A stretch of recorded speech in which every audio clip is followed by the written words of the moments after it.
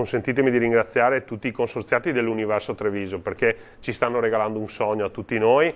La cosa bella è che sono partiti dal basso, dal bassissimo, e sono arrivati ai livelli massimi, un po' come succederà per il calcio Treviso, insomma.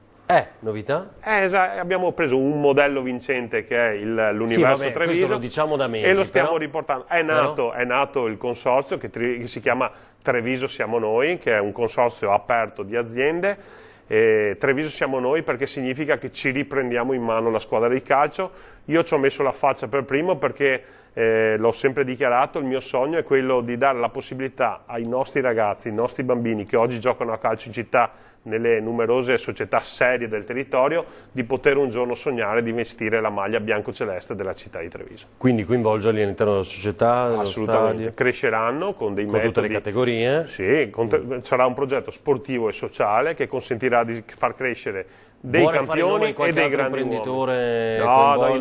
I nomi verranno fuori a brevissimo quando presenteremo tutto il progetto al completo. Comunque società e consorzio sono pronti, ho già visto anche le magliette e regaleranno grandi emozioni a tutti gli appassionati di calcio.